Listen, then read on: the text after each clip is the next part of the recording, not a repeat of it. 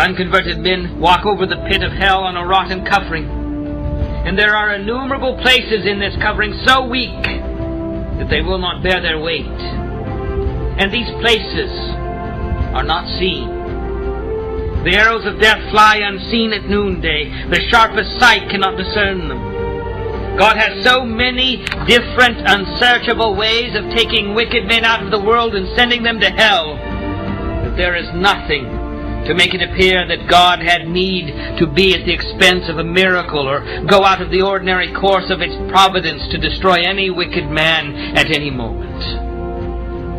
All the means that there are of sinners going out of the world are so in God's hands, and so universally and absolutely subject to His power and determination that it does not depend at all the less on the mere will of God whether sinners shall at any moment go to hell than if means were never made use of or at all concerned in the case.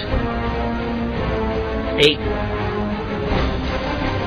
The wrath of God is like great waters that are dammed for the present. They increase more and more, and they rise higher and higher till an outlet is given, and the longer the stream is stopped, the more rapid and mighty is its course when once it is let loose. It is true that judgment against your evil works has not been executed hitherto. The floods of God's vengeance have been withheld, but your guilt in the meantime is constantly increasing, and you are every day treasuring up more wrath. The waters are constantly rising and waxing more and more mighty, and there is nothing but the mere pleasure of God that holds the waters back, that are unwilling to be stopped and press hard to go forward. If God should only withdraw His hand from the floodgate, it would immediately fly open, and the fiery floods of the fierceness and wrath of God would rush forth with inconceivable fury, and would come upon you with omnipotent power, and if your strength were 10,000 times greater than it is, yea, 10,000 times greater than the strength of the stoutest, sturdiest devil in hell, it would be nothing to withstand or endure it. The bow of God's wrath is bent. The arrow is made ready on the string. And justice bends the arrow at your heart and strains the bow.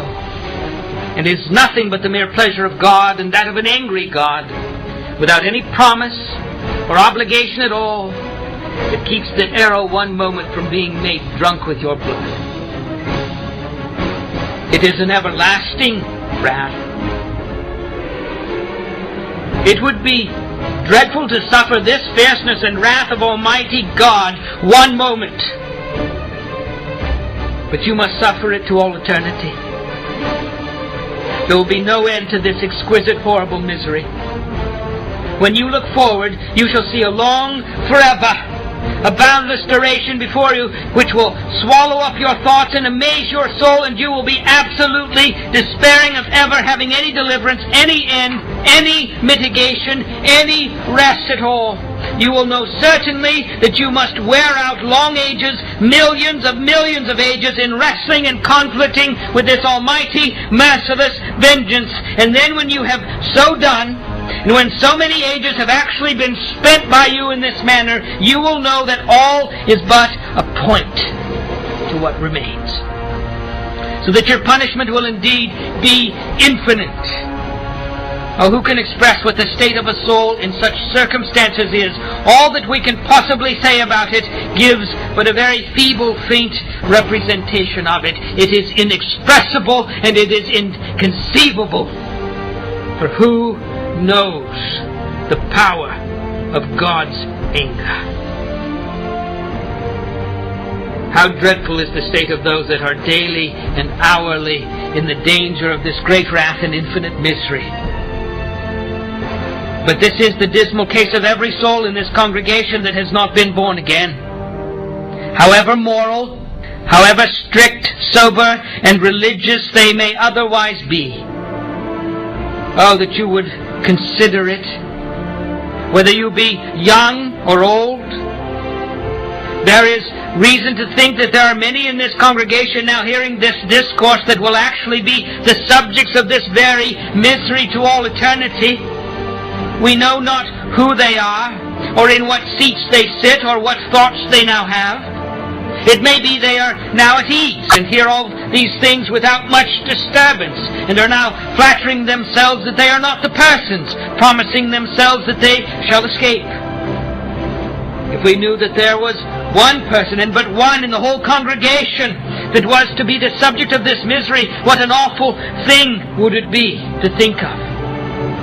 If we knew who it was, what an awful sight would it be to see such a person. How might all the rest of the congregation lift up a lamentable, bitter cry over him. But alas, instead of one, how many is it likely will remember this discourse in hell?